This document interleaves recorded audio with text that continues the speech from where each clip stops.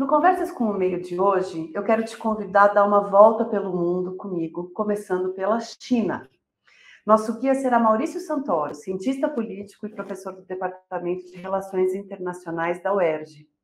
Santoro fala no nosso papo sobre os protestos que estão tomando as ruas de grandes cidades chinesas e como o poderosíssimo presidente Xi Jinping, reeleito agora para um terceiro mandato, está lidando com essas manifestações. Quem está na rua é a elite, e Xi está pressionado. Isso pode levá-lo a escalar conflitos externos, que pioraram muito nos últimos 10 anos, nesses 10 anos em que ele esteve no poder. Daí a gente discute China e a relação perigosa com os Estados Unidos em torno de Taiwan e de outras disputas, de como isso afeta o Brasil e como Lula vai ter de lidar com um cenário global bem diferente do que ele encarou 20 anos atrás. Deu tempo ainda de planar pela América Latina, para entender essa onda de esquerda dos nossos vizinhos. E a gente aterrissa de volta na China, para analisar se os protestos de agora podem ou não ser uma primavera. Vem com a gente.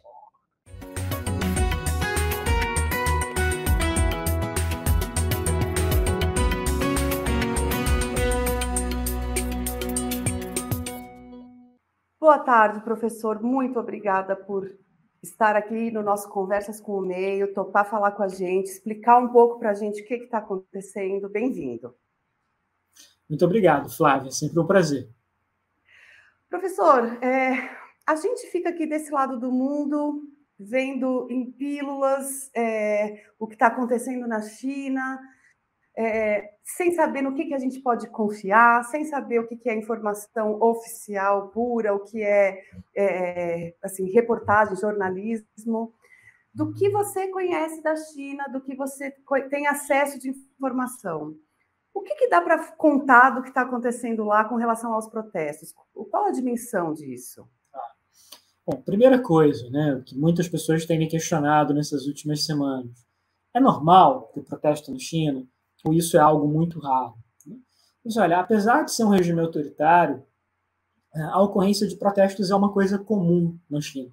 É parte de uma dinâmica política em que muitas vezes essas manifestações são a única maneira que as pessoas têm de se fazerem ouvir por autoridades. Agora, o que acontece de diferente nesses protestos atuais é porque os protestos tradicionais na China, eles são muito localizados. Então, pode ser, por exemplo, os trabalhadores de uma fábrica que estão reivindicando um aumento de salário ou melhores condições de trabalho, ou os moradores de um bairro que estão reclamando de uma obra da prefeitura em que vai ter uma rodovia que vai atravessar ali o parque onde os filhos deles brincam. São coisas muito pontuais. E o que a gente está vendo nessas últimas semanas são protestos numa escala nacional, em várias cidades chinesas, e unificados em torno do mesmo tema, que é a rejeição das políticas de Covid-0.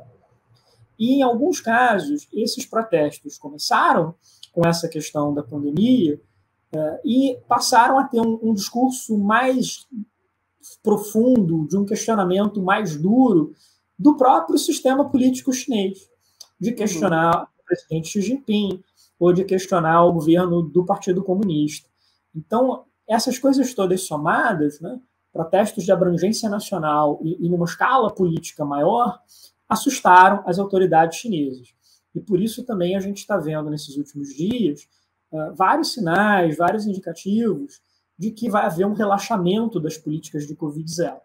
A gente não sabe ainda exatamente a escala em que isso vai acontecer, a profundidade dessas mudanças, mas alguma transformação vai ocorrer.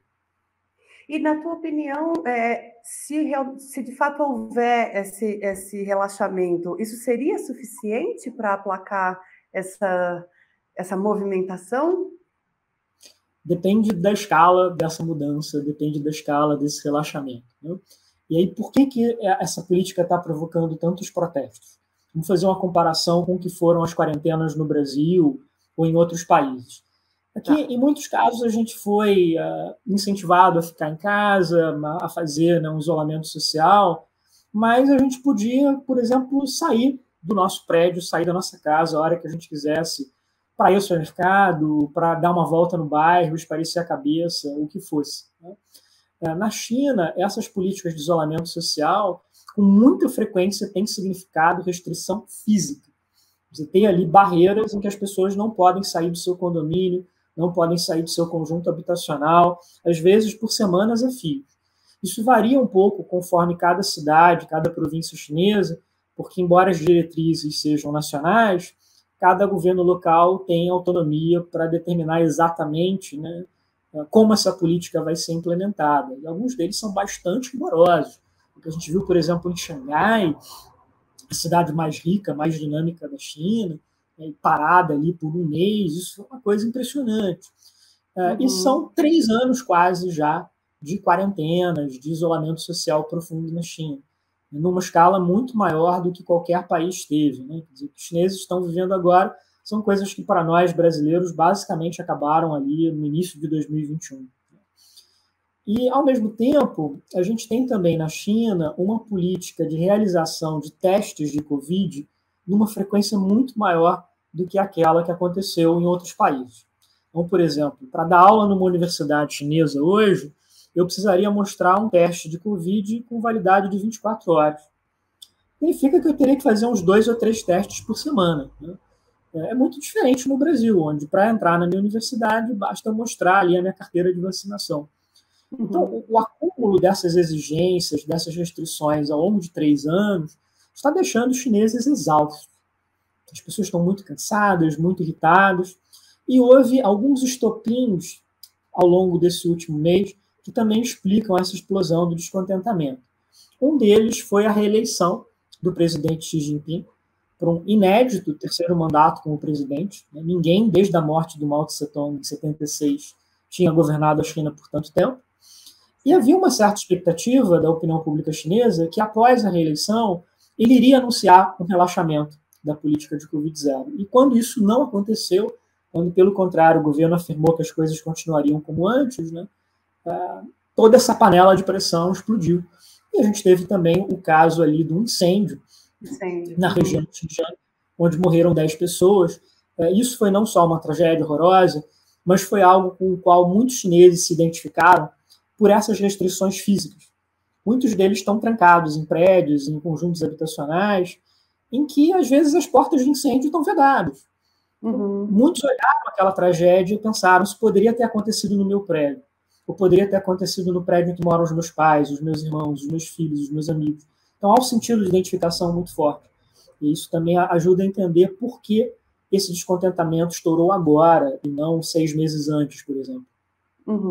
Agora, eu não sei se há esse tipo de medição lá na China e se ele é público, mas dá para saber se já havia um ambiente de descontentamento, de desejo por mais democracia, por abertura, e a Covid foi apenas, né, entre aspas, uma gota d'água, ou se não, ou se realmente é algo que com a Covid começa a movimentar coisas que estavam pacificadas antes?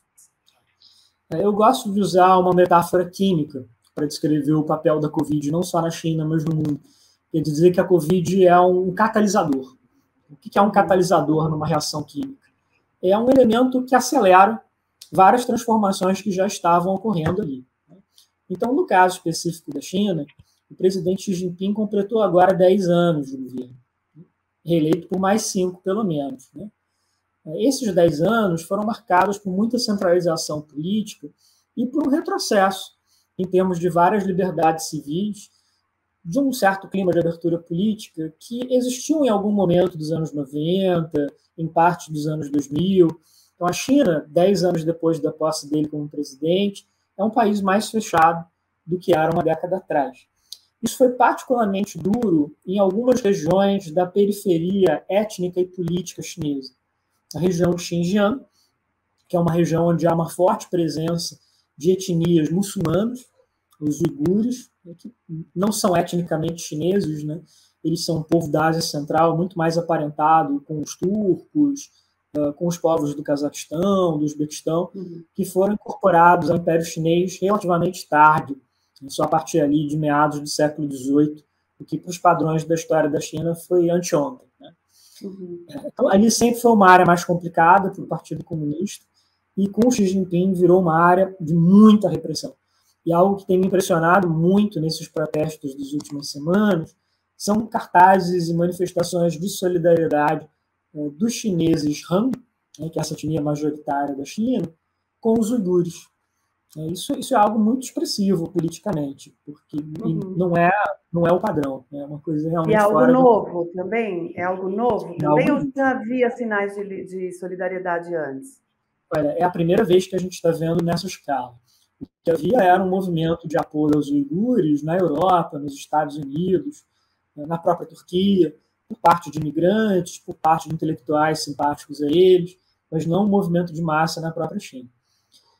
E o outro lugar da China na qual essa repressão política aumentou muito também foi a cidade de Hong Kong.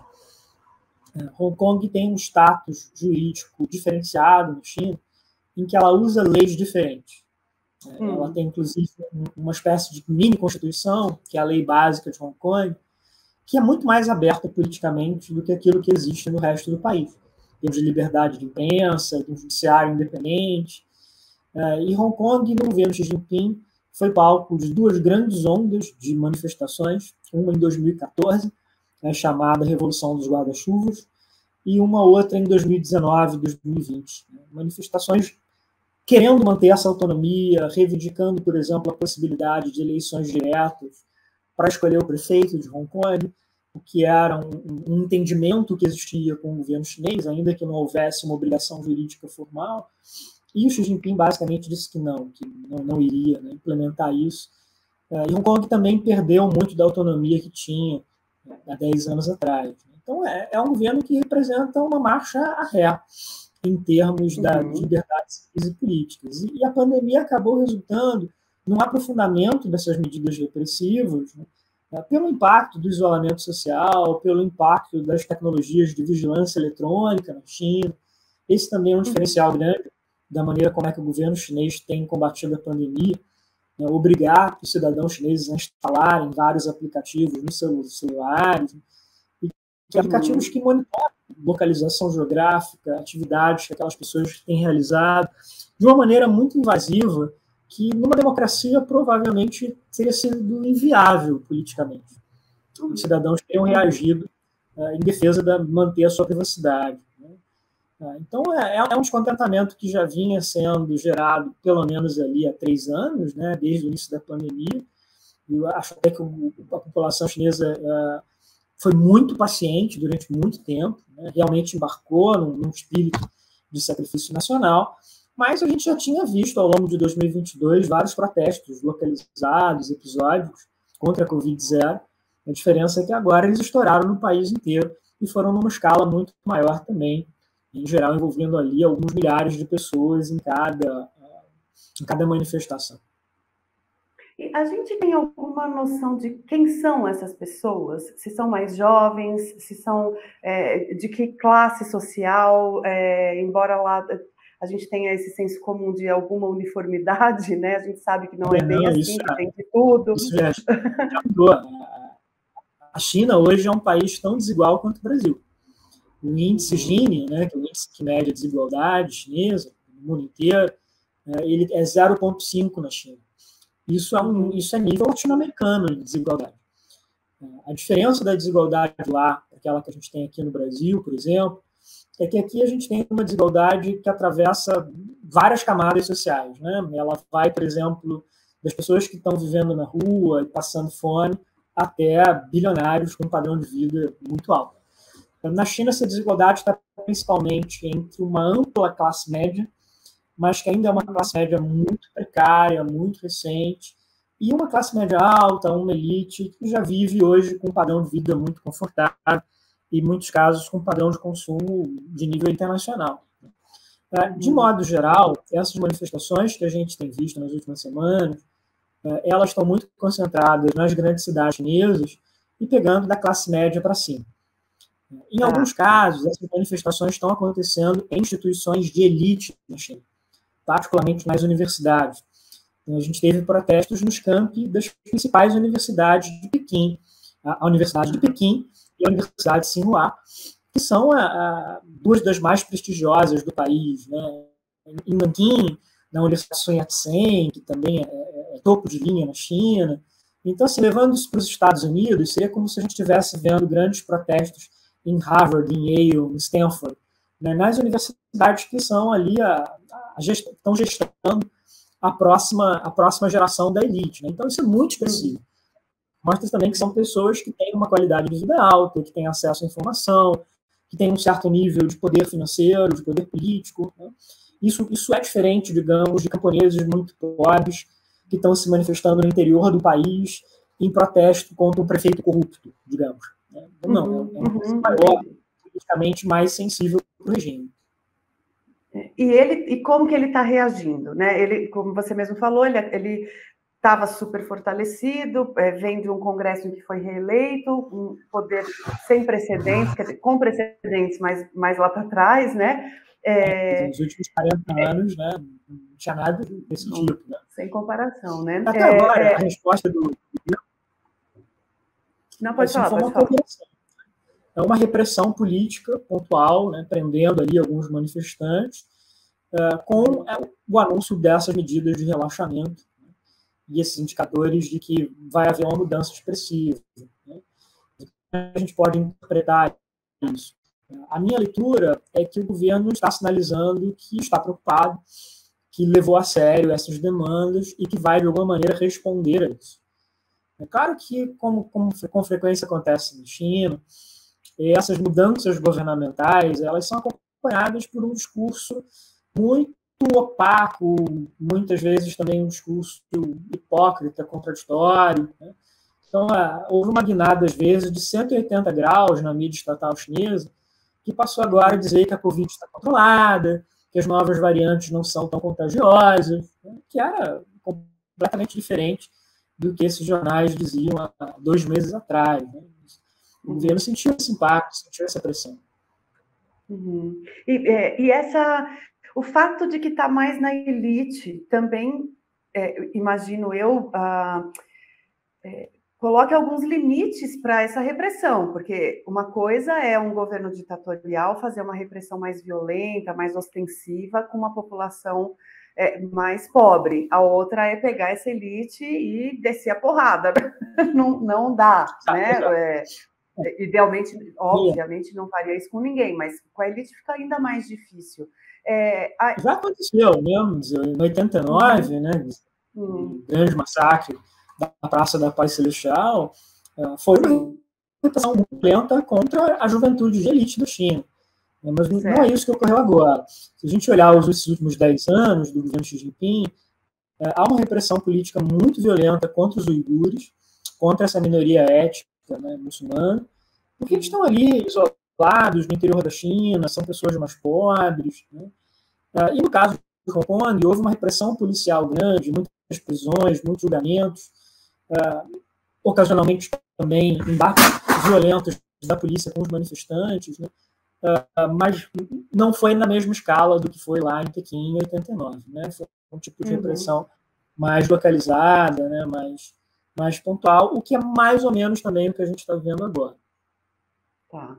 Agora, a gente tem um senso comum de imaginar que se um presidente, seja ele um ditador ou não, tem problemas graves internos, um conflito externo pode ajudar, entre aspas, né? Distrair, fortalecer, enfim, ele encontra mecanismos ali de exercer algum poder, alguma força e dar uma amenizada nos problemas internos. O Xi Jinping pode ir por aí, ele pode aproveitar esse momento para endurecer, por exemplo, enfim, os conflitos de fronteira, o discurso anti-americano. Como é que você está enxergando que isso vai se refletir na política externa chinesa? Bom, sem dúvida. Existe um risco grande de que esses conflitos no governo Xi Jinping possam resultar numa guerra. E se a gente fizer um balanço desses 10 anos dele na presidência, as principais relações diplomáticas da China hoje estão muito piores, quase todas, do que elas eram uma década atrás. Então, relações da China com os Estados Unidos, com o Japão, com a Índia, com a União Europeia. E os pontos de maior tensão são disputas territoriais, como Taiwan, como o Mar da China. Nesse ano nós tivemos uma nova crise em torno de Taiwan, que foi bastante difícil, bastante complicada. E esse é um dos grandes riscos do governo Xi Jinping, de que essas disputas geopolíticas acabem degenerando numa guerra, à semelhança do que a gente viu acontecer na Rússia com a invasão da Ucrânia. Um outro grande risco do governo dele, e tem tudo a ver com a Covid-0, é essa maior centralização política. O poder muito concentrado nas mãos do presidente. Porque os antecessores imediatos do Xi Jinping, o Hu Jintao, o Jiang Zemin, governaram a China nos anos 90, nos anos 2000, embora fossem presidente de um regime autoritário, esse regime era muito mais colegiado. A gente estava falando ali de algumas dezenas ou algumas centenas de altos funcionários, digamos, as 200 e tantas pessoas que compõem o Comitê Central do Partido Comunista da China, que governavam de uma maneira mais coletiva.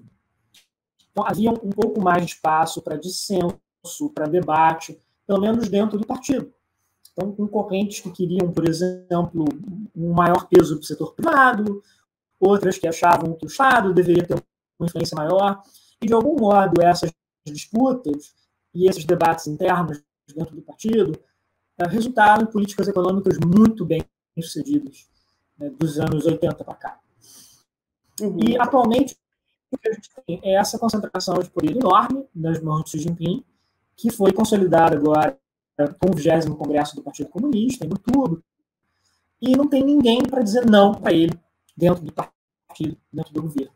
Então, isso significa que quando ele toma uma decisão errada, essa decisão também tende a escalar. Não? Acho que esse é o caso, por exemplo, da política de Covid-0. Ela é uma política que fazia sentido no primeiro ano da pandemia, quando não existiam ainda vacinas. Agora, a partir do momento em que a gente tem uma enorme quantidade de vacinas no mundo fora, não existe mais razão para manter um isolamento tão profundo. O que se deve fazer é vacinar a população em massa, garantir as doses de reforço e fazer os ajustes necessários, com o uso de máscaras, com quarentenas ocasionais, conforme as várias ondas do vírus, conforme as variantes que vão surgindo. E é o que foi feito no resto do mundo. Mas os chineses o governo chinês está muito apegado, em termos de manter a Covid-0. Então, professor, a gente tem esse cenário que você desenhou, de um Xi Jinping que está, ao mesmo tempo, com poder enorme, depois do Congresso do Partido Comunista, e também acuado, tanto por essas pressões internas, quanto por esses conflitos externos. Nesse cenário, como fica a relação já tão complicada da China com os Estados Unidos, das tensões em torno de Taiwan, mas não só, a gente sabe que tem um monte de coisa ali, que Taiwan pode servir, às vezes, até como um pretexto para coisas bem maiores. Como é que você enxerga que vai seguir daqui para frente esse conflito? Essa é uma ótima definição para esse momento do Xi Jinping. Ele consolidou o poder interno dentro da China, mas ele se defronta com um ambiente internacional muito mais difícil, muito mais tenso. E mesmo do ponto de vista da política chinesa, embora ele tenha hoje uma hegemonia dentro do partido, ele lida com uma população mais descontente, inquieta, inclusive protestando contra o governo nas ruas. E a questão dos Estados Unidos é uma razão de fundo que explica esse conflito sino-americano e que basicamente uma disputa entre a China e os Estados Unidos pelo controle de setores chaves da economia global, em particular de tecnologias avançadas, como o padrão 5G de internet, inteligência artificial, nanotecnologia, fabricação de microchips, e tudo isso agora está na ordem do dia desses vários conflitos envolvendo os governos americanos e chineses. E isso se traduz também, do ponto de vista militar, em disputas, por exemplo, como a de Taiwan. Taiwan controla o acesso ao Mar do Sul da China, que hoje em dia é a principal via do comércio marítimo global. Então, quem controla Taiwan pode abrir ou fechar essa grande avenida do comércio global. E a ilha de Taiwan é também uma base militar excepcional em caso de guerra contra a China. Você poderia usar o território de Taiwan para bombardear a China, lançar operações militares contra o país. Além de Taiwan ser também a grande fabricante global dos microchips mais avançados. Essa tecnologia que precisa para tudo na vida moderna. Para os laptops, por telefones celulares, para automóveis. E essa é uma área na qual a China até agora não conseguiu ser autossuficiente. Os chineses dependem muito da importação de chips de outras partes do mundo. Isso virou, inclusive, objeto de várias sanções, de vários embargos americanos. E tudo isso é importante também para o Brasil, porque esse cenário mais conflituoso envolvendo a China significa uma China crescendo menos, com um impacto negativo no desenvolvimento econômico brasileiro. E aí vem o novo governo brasileiro, um governo Lula, que já teve 2 mandatos na década de 2000, num cenário externo bastante diferente, né? Com a China estourando de crescimento, o mundo parecia mais multipolar, né? Do que agora. E tanto que o Lula pôde se colocar o Brasil como um player, né? Enfim, se não do mesmo tamanho dessas potências, mas ali realmente compondo. Agora parece que tudo gira em torno dos Estados Unidos e China e Rússia, né? E fica todo mundo ali meio periférico ao redor. Como que o Lula vai primeiro, que mundo é esse que ele vai encontrar? E segundo, como é que o Brasil vai jogar suas cartas e se reinserir no mundo depois desses anos de isolamento, né, que a gente passou? Bom, o terceiro mandato do presidente Lula vai se dar num contexto internacional muito diferente e muito mais difícil para o Brasil do que foram os seus 2 primeiros governos na década de 2000. Naquele momento, havia uma China que crescia 10% ao ano, e isso resultou num boom global de commodities que beneficiou enormemente não só o Brasil, mas praticamente todos os países da América Latina, que passaram a exportar para os chineses em grande quantidade soja, minério de ferro, petróleo, carnes, celulose e várias outras commodities. O cenário atual é uma China que está crescendo 3% ou menos ao ano. Agora, em 2022, ela deve crescer em torno de 2,5%. É até possível que o Brasil cresça mais do que a China neste ano, o que seria algo inimaginável até tempo atrás. E as previsões são de um crescimento baixo pelos próximos anos também, no caso chinês, por razões que envolvem o impacto das políticas de Covid-0, as consequências da crise imobiliária chinesa, que é muito difícil de ser resolvida, tem ramificações muito profundas na economia, e os próprios riscos geopolíticos, né? Estão levando, por exemplo, empresas americanas, europeias, a tirar investimento da China e transferir esses recursos para outros países asiáticos, em especial do sudeste do continente, como o Vietnã, Indonésia. Então, tudo isso tem consequências para a relação Brasil-China. No governo Bolsonaro, teve uma série de contradições em que a China era indispensável do ponto de vista econômico para o governo brasileiro, mas ela era complicada e constrangedora do ponto de vista político. Apesar dessas tensões, sobretudo no início da pandemia, as relações econômicas entre o Brasil e a China se aprofundaram durante o governo Bolsonaro. O comércio cresceu, os investimentos cresceram. Em 2021, por exemplo, o Brasil foi o país estrangeiro no qual a China mais investiu. Foram quase 6 bilhões de dólares. Isso é muito significativo, né? Mostra que, apesar dos desentendimentos entre os 2 governos, havia ali razões estruturais também que explicam, né, essa relação econômica muito forte. Com o retorno do Lula à presidência, o que a gente vai ter é um governo que encara a China como um parceiro político e econômico importante para o Brasil. Então, quando o Lula foi presidente pela primeira vez, ele lançou uma série de iniciativas diplomáticas em parceria com os chineses.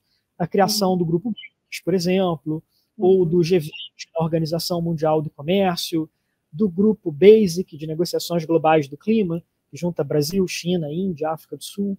Então, é possível que a gente tenha uma retomada desse tipo de iniciativas, pensando ali novas possibilidades, uma cooperação maior na área de mudança climática, de investimento em energias renováveis. Mas é importante lembrar também que a China de hoje é uma China muito diferente do que ela era 20 anos atrás. Então, uma das pessoas que eu entrevistei para o meu livro sobre as relações Brasil-China foi o ex-ministro Celso Amorim. E ele me disse isso com todas as letras. Né? Ele dizia que, na década de 2000, ele considerava a China como basicamente um outro país em desenvolvimento, num nível um pouco maior do Brasil, mas fundamentalmente ali na mesma liga. Né? E que agora ele vê a China como uma grande potência. A China não se tornou um rico, ela ainda é um país em desenvolvimento, de renda média, com problemas típicos de país em desenvolvimento, mas ela é também uma grande potência, com uma capacidade militar, uma capacidade de projeção do poder político muito grande. Então, nesse sentido, aumentou muito a assimetria entre a China e o Brasil. Isso vai ter que ser levado também.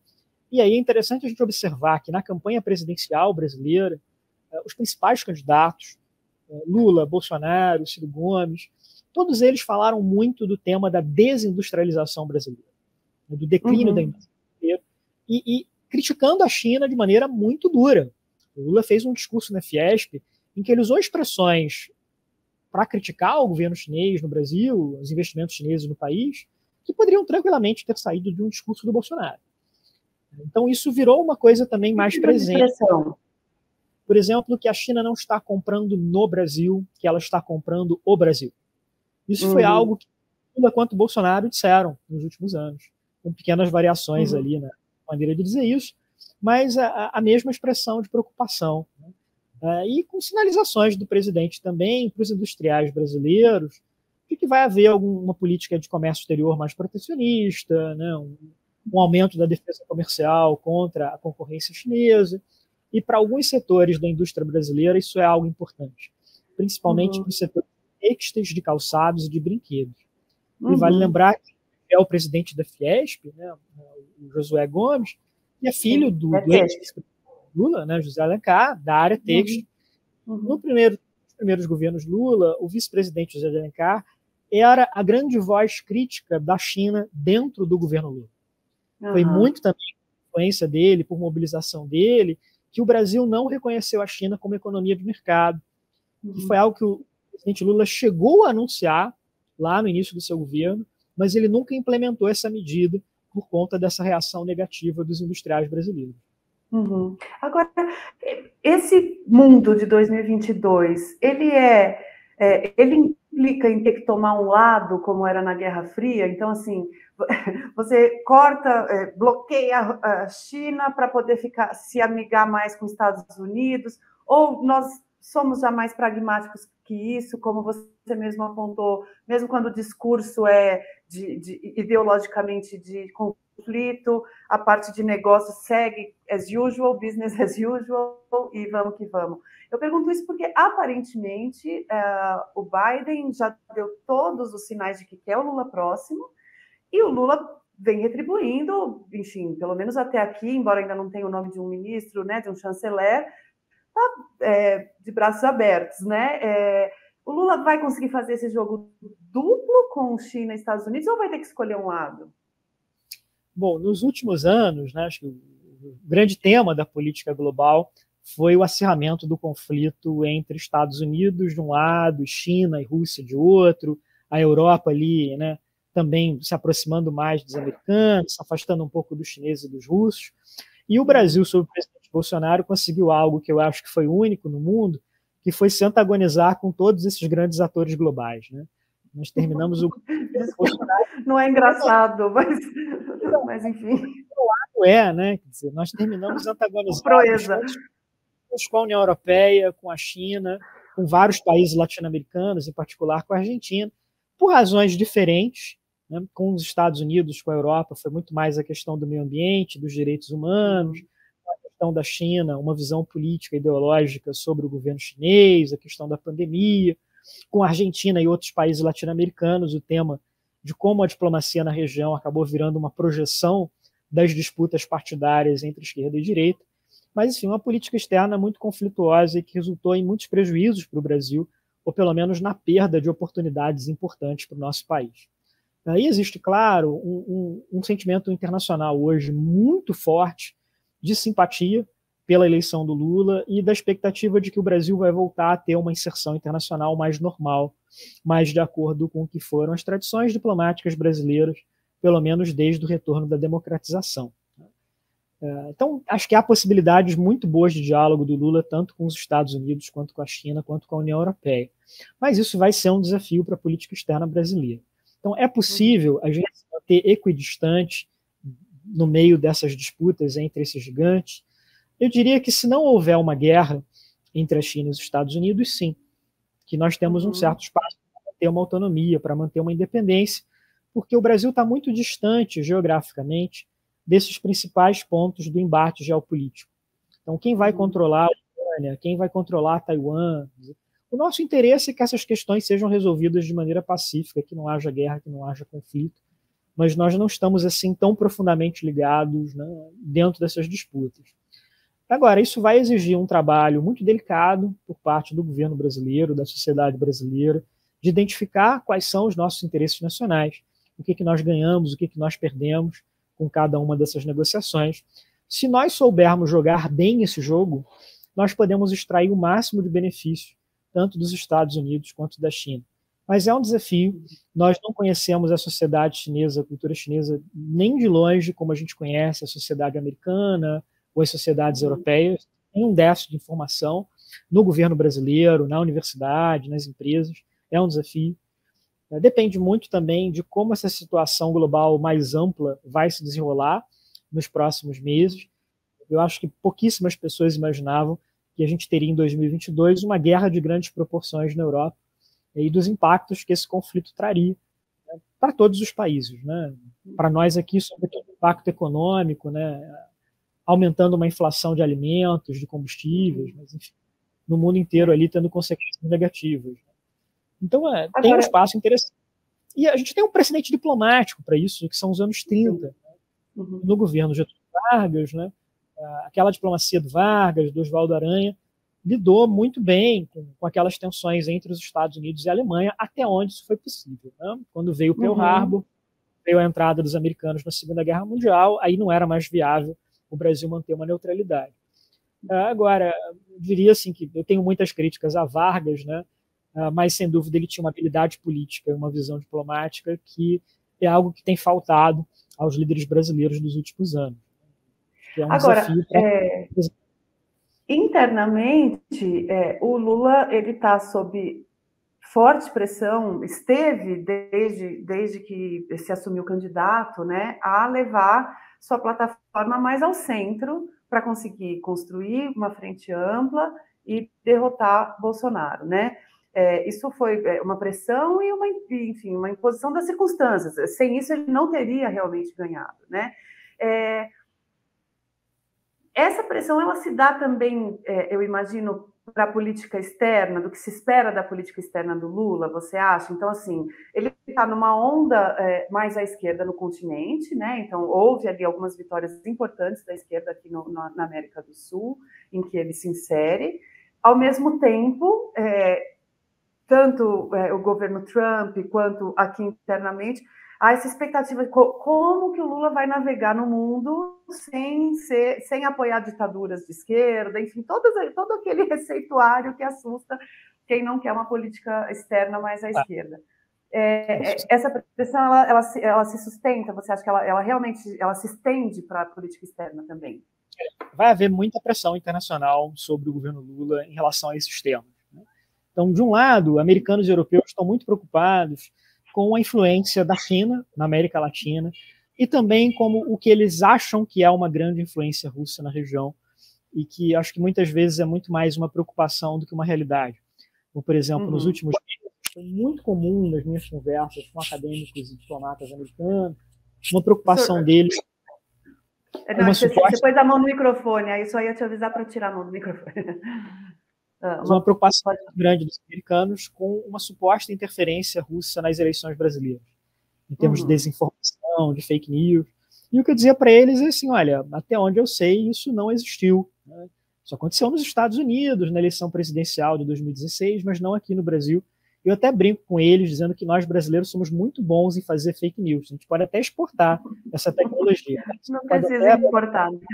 Exatamente. Mas existe essa preocupação deles com uma dança diplomática da Rússia na região. Né? E, por parte dos Estados Unidos, existe essas tensões envolvendo os governos autoritários da esquerda latino-americana na Nicarágua, em Cuba e na Venezuela. Então, qual é o cenário hoje? No caso da Venezuela, há um certo movimento de retorno do regime do Nicolás Maduro de volta para uma grande arena de negociações globais. E que é um problema causado pela guerra na Ucrânia, pelas sanções internacionais contra a Rússia. Como a Rússia é uma grande produtora de petróleo global, se esse petróleo russo não vai ser mais comprado pelo Ocidente, o Ocidente tem que comprá-lo de algum outro lugar. Então, isso está causando ali toda uma mudança de abertura de oportunidade diplomática para governos como o da Arábia Saudita, como o da Venezuela. Então, a questão venezuelana eu acho que nem será hoje tão estridente assim, porque tem esse movimento ali de um diálogo. Né? É até possível que o Brasil acabe se juntando também nesse grupo de mediadores. Tem uma iniciativa já da França nesse sentido. Agora, tem o caso da Nicarágua, né, que é um regime que começou democrático e foi se tornando autocrático, né, foi se tornando cada vez mais autoritário. É um regime que atualmente tem uma repressão política religiosa muito violenta contra a Igreja Católica. E a Igreja Católica é uma base importante de apoio para o presidente Lula, para o Partido dos Trabalhadores. Então, isso também, de algum modo, vai ter uma repercussão doméstica. Quer dizer, não está um mundo fácil. E se a gente olhar a esquerda democrática na América Latina, em países como a Argentina, o Chile, a Colômbia, são governos que estão tendo uma dificuldade muito grande de conciliar as suas promessas econômicas de combater a pobreza, de combater a desigualdade, com uma realidade fiscal bem mais complicada, em decorrência da pandemia, em decorrência das crises econômicas dos anos anteriores. Isso vai ser uma questão também, inclusive aqui dentro do Brasil. A gente está vendo que o grande problema agora na equipe de transição é a questão da política econômica, né, sobre qual vai ser a fiscal.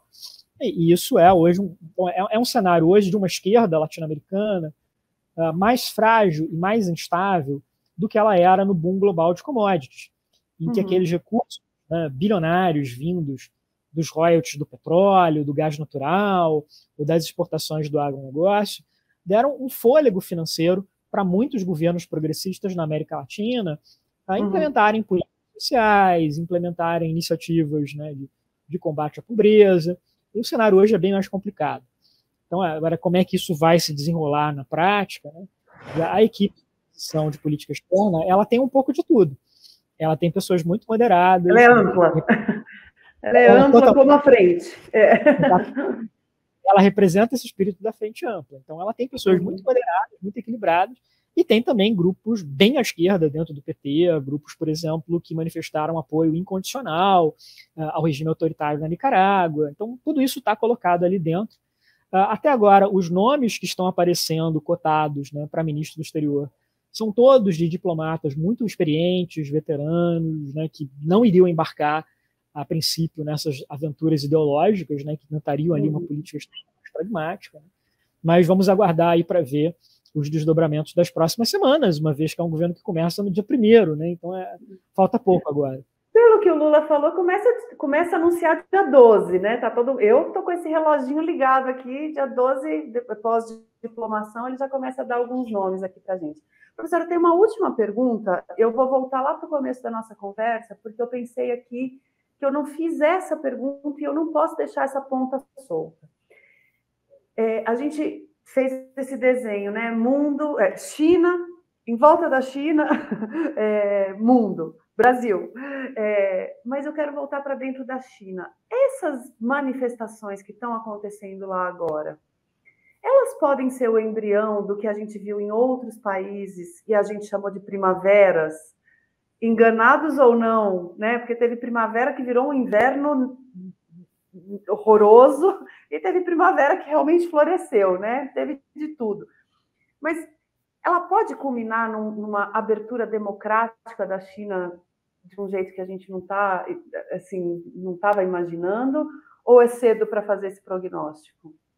Olha, se a gente olhar a história moderna da China, digamos, os últimos 100 anos de protestos, revoluções chinesas, né, só houve mudança de regime na China quando esses protestos aconteceram em períodos de uma crise econômica muito profunda, de recessão, de hiperinflação, de desemprego muito elevado. Foi assim que caiu a monarquia, foi assim que a República Chinesa foi substituída, né, pelo regime comunista. E o que a gente está vendo agora é um cenário diferente. É um cenário de descontentamento político por causa da Covid-0 e de um crescimento econômico reduzido, mas que ainda é crescimento. Tá. A China está crescendo menos, mas ela está crescendo. Ela não está em recessão, né? Ela não está em crise econômica. Tem algumas dificuldades maiores de desemprego, sobretudo para os mais jovens, mas, a meu ver, não é ainda um cenário econômico de uma crise tão profunda que acabasse impulsionando um movimento de mudança política significativa, de democratização, como foi, por exemplo, aquele que a gente teve lá na segunda metade dos anos 80, em que ele foi muito incentivado por um problema grave de inflação. Aquela transição da China, né, para incorporar mais elementos da economia de mercado. Né? Num certo momento ali, o governo chinês perdeu o controle da inflação, ela ficou muito alta. Então, o que a gente está vendo agora é um cenário mais difícil, de apertar os cintos, de maiores dificuldades econômicas para muitas famílias chinesas, que está resultando em desafios para o partido, para o governo, mas, a meu ver, não até agora ao ponto de representar uma ameaça à sobrevivência do governo Xi Jinping ou do domínio do Partido Comunista. Provavelmente o que vai acontecer vai ser um ajuste de rumos, né? Um acerto ali, em termos de várias políticas públicas que vão ser modificadas, né? Mas isso é o mundo agora, no final de 2022. E se você me perguntasse em dezembro de 2021 se eu achava que a gente teria uma combinação de pandemia e guerra, né, no mundo, eu diria não, olha, as coisas estão complicadas, mas não vai ser o livro do Apocalipse, né? Guerra, fome, né, peste, e está quase isso, né?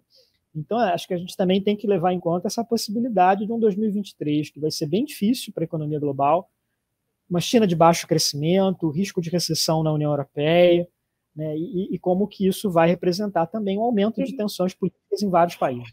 E tem um fator também, só para a gente completar, professor, que é o fato de que em outras, não sei se você concorda com essa visão, mas que em outros momentos de ruptura ou de mudança mais profunda, não havia o nível de informação ou de conexão que há hoje. Eu sei que na China há peculiaridades para esses níveis de conexão, mas eu imagino que a elite usufrua de um nível importante de conexão com o mundo e interno, né?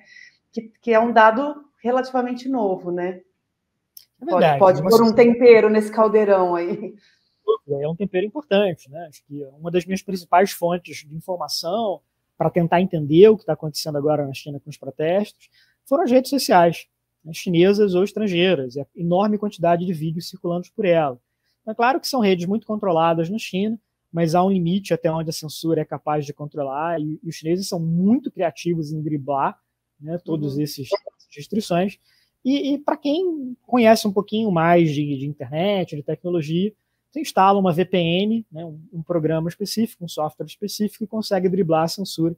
Então, nas minhas viagens à China, eu acessava todos os sites ocidentais com uma VPN. Claro que isso é muito mais fácil para ocidentais, porque eu não preciso pagar, né, com o cartão de crédito chinês. Então, o governo chinês não tem como monitorar que eu estou utilizando isso, a menos que eles entrem no meu computador. Né? Para o cidadão chinês é mais difícil, é mais complicado, mas há algumas maneiras ali de tentar driblar tudo isso. E tem um papel importante também desses milhares de chineses que hoje vivem, estudam ou trabalham no exterior, nos Estados Unidos, no Sudeste Asiático, e que essa diáspora chinesa é uma força política também bastante importante, e está ali se manifestando, está ali dando apoio para esses ativistas dentro da China. Então, a gente tem um jogo muito complexo em várias camadas, né? E, de algum modo, ele cria ali, pelo menos, uma pressão que faz com que o governo chinês tenha que responder, e que o governo tenha que oferecer algo em retorno a essas demandas da população. Bom, se a fervura aumentar, você volta aqui no Conversas para explicar tudo para a gente de novo. Professor, muito, muito obrigada por esse papo e até uma próxima. Obrigadão. Agradeço, Flávia. Sempre um prazer. E, claro, acho que muita coisa vai acontecer com a China e o Brasil no próximo ano, né? E estaremos aqui, né, discutindo, comentando, tentando aprender esse mundo estável, mas fascinante no qual a gente vive. Perfeito, professor. Um abraço. Um abraço.